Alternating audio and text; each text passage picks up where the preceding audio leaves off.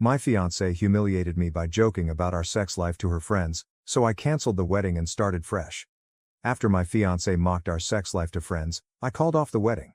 Now I'm moving states to start over. I, 27 male, have been engaged to my fiancée Amy, 26 female, for a year and was in a relationship with her for 5 years. We were due to be married this August. Now, I am also friends with Kylie, 26 female. We have been friends for a very long time, pretty much since we were babies, and we're almost like siblings at this point because her mother and my mother were best friends since they were in high school. Anyway, Kylie is part of the same tight-knit friend group as Amy. I always try to ask Kylie what Amy says about me because I know women like to discuss their boyfriends with their friend group. Kylie is usually tight-lipped, but if she does say anything, she always says how Amy loves me a lot and how Amy is so excited about marriage. Last month, I hung out with Kylie and her boyfriend at their house. Amy and I usually hang out with them for dinners, but Amy had gone out of town for a couple of days. Anyway, we all got pretty drunk and were laughing a lot. I was begging Kylie to tell me one bad thing Amy has said about me to her friends. After a lot of pleading, Kylie finally said that one thing Amy had joked about was how she had better sex before and I was not the greatest at lovemaking, but that she was with me for the complete package because she doesn't care about sex too much. I was drunk then, so I just laughed it off, but I felt somewhat stung. The next day, when I got sober, I felt extremely stung. I thought about it a lot, and when Amy came back from her vacation, I asked her about it casually. She initially denied it and said we always have amazing sex and she's always satisfied. I told her it really wouldn't hurt me if she told me the truth, and that marriage was built on honesty. I asked her again a couple of times. Amy finally admitted that she did, in fact, say that I was not the best at lovemaking to her friend group, but she was just joking about it because I had so many other great qualities she wanted to highlight. I laughed it off initially, but that stung me even more. I couldn't hide my mood over the next couple of days. I felt sad and like crap. Amy apologized a lot and said she did not mean what she said. A couple of days later, I told Amy I could no longer be with her and that what she told her friend group hurt me too much. I informed everyone over the next week that I was calling off the wedding. Amy was distraught and tried to convince me multiple times, apologizing a lot, but I was too mentally downtrodden. Am I the idiot? Some relevant comments. Does it seem weird to anyone else that the OP is begging his friend to tell him bad things his fiancée is saying about him? I'm just trying to imagine that happening in real life. If I thought my fiancée, now wife, had been saying bad things about me behind my back, I wouldn't have married her. This whole thing seems super weird. Wow, dude, you're definitely not ready to be married. Update: I understand I am insecure. I am not hiding the fact that I'm insecure. I just wish my fiancée did not tell her friends about my sex life, especially to Kylie. If Amy had only told me and not her friends, I would have definitely still felt hurt, but at least this would have only been between us. I definitely wouldn't have broken up with her either and would have even tried to improve our lovemaking life. I always asked Kylie what Amy thought about me because, yes, I was insecure, and I wanted to fix any of my flaws before marriage. But I never expected that it would have been about my sex life. I thought maybe a character flaw, maybe I wasn't romantic enough or not taking her out on enough dates or something along those lines, but never about my lovemaking life. I felt even more hurt after hearing that Amy said I wasn't great at lovemaking because Amy never gave me any indication of that in 5 years. But now I'm too ashamed to face her friends, especially Kylie. Kylie has reached out to me many times, but I'm too embarrassed to even text her now. I understand how my actions have led to a lot of unintended cascading effects. I know Amy is hurting really badly now because she was really excited about our marriage and future.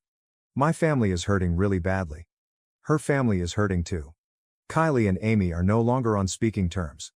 I heard from one of my friends that Kylie broke up with her boyfriend, but I'm not sure if that's related to this incident. I already asked my company for a transfer to a different state, and I'm going to be moving to a different state in 2 months. I have lost not only my fiancé but also my best friend, who I've known my entire life. Yes, I am not in the best of places mentally right now, but I will try to start fresh in 2 months. Some comments: you've called off your marriage, alienated your best friend, and now are moving to a whole new state because your fiancé said you weren't great in bed. LOL, what the hell? That's wild, man. Hope you find peace within yourself someday so you don't keep doing this to yourself and to the people who have invested themselves into you emotionally. You're still young, so there's more than enough time to work on yourself. Please seek the help of a therapist. Breaking off an engagement and moving away is not a normal response to this type of situation. I'm genuinely concerned there are some undiagnosed issues lying beneath the surface. This was petty relationship drama that has cascaded into something else entirely because of your knee-jerk reactions. Please pause and reevaluate with the help of a professional. You're making too many quick decisions based on impulse, and based on the last post, that's not working out too well for you. Story 2. I'm in a tough spot right now and could use some advice. I, 40 male, recently found out that my partner, 43 female, has been cheating on me with her dealer for the past 4 months. I discovered this accidentally when I tried to call a car rental agency from her phone and stumbled upon the messages. To give you some background, my partner is an ex-model who has had a substance addiction for 10 years. We've been fighting about this issue since I met her 4 years ago. Her addiction has been a constant source of tension between us. She used to run her own company, but due to her substance use, she couldn't handle the responsibilities and ended up having to sell it. I was very frustrated with how she was running her company and warned her multiple times about what would happen. Unfortunately, I ended up being right. The affair started when her AP found her stolen car and bought it from the kids that stole it, then returned it to her for free. We live in a small town. This gesture apparently sparked their relationship. I travel a lot for work. I'm away 2 to 3 weeks per month, although I'm back home every weekend. She thought I was cheating on her, but I never even kissed another woman since I met her. I've been aware of her continued substance use while she was supposed to be working, and it led to a lot of arguments between us. I must admit that I haven't always been nice to her because of my frustration with her addiction and its impact on our lives. For context, I also use substances occasionally at parties, but not to the extent that she does. To make things worse, we had a huge argument when I confronted her about the affair, and the neighbors called the police. I ended up being detained for 48 hours, although she told them I didn't do anything to her. Under local law regarding domestic violence, the police have the right to detain a suspect for up to 48 hours, even if the victim does not press charges, as they are required to investigate any potential threat thoroughly. This whole incident has put my job at risk. After I was released from the police, I left the house and moved in with my brother in a town nearby, about a 40-minute drive away. When I left, she attempted self-slaughter that night, mixing alcohol, substances, and medicine. The police had to break into the apartment. I had warned them that she had threatened to harm herself. I also informed her parents and best friend, but nobody believed her. She had made such threats many times before. She spent 48 hours in a coma but ended up being okay.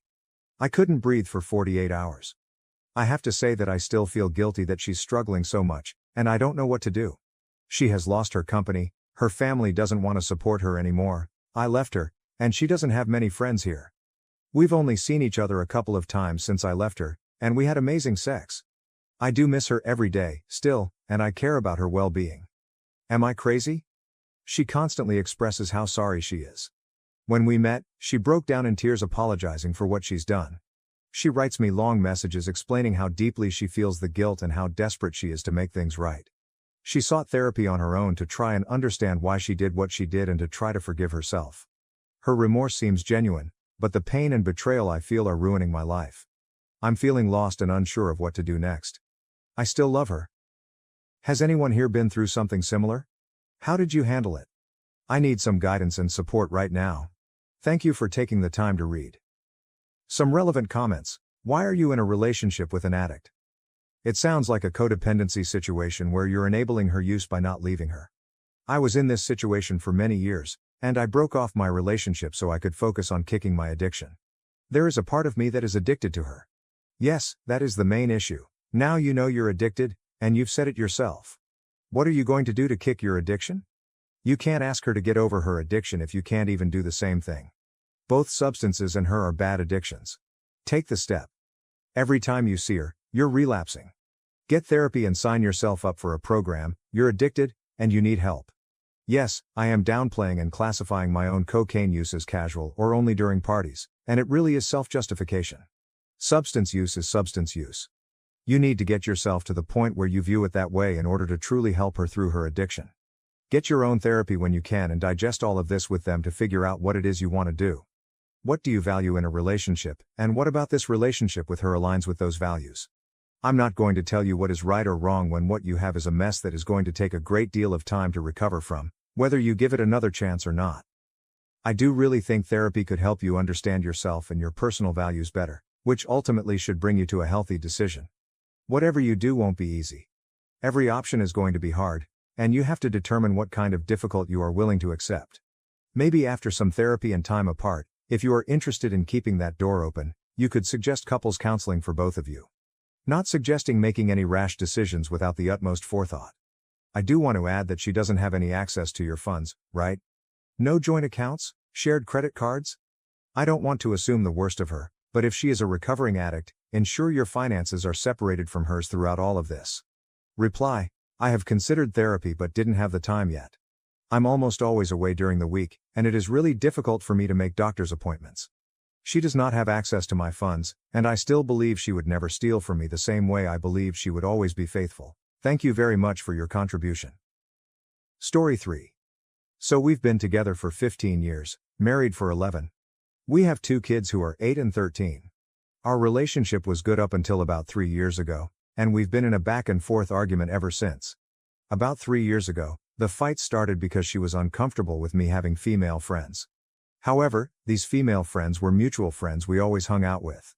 I wasn't spending time alone with other women, it was always in a group setting. She felt like I was putting her second, while I felt like she was overreacting.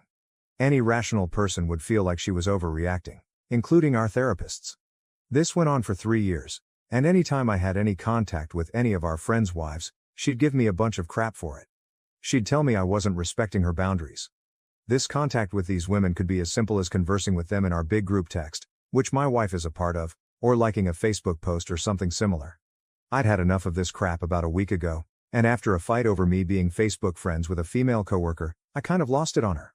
I told her that she was being irrational and that any rational person would agree with me. I told her that she has some serious issues and that she needs to get them worked out. For the next few days, she was having panic attacks and was just really off.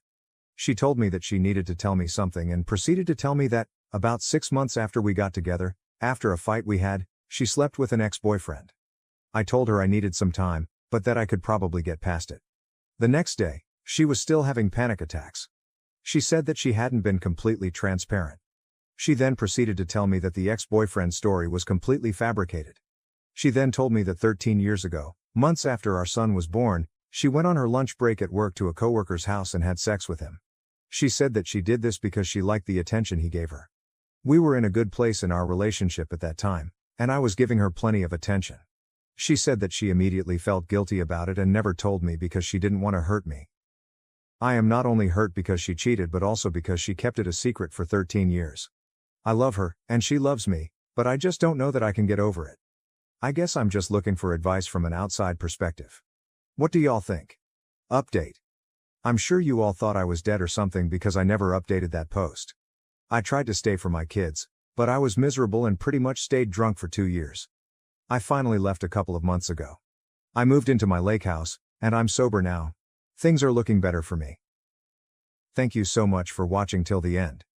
If you really like our videos, then don't forget to like, share, and subscribe. Have a good day.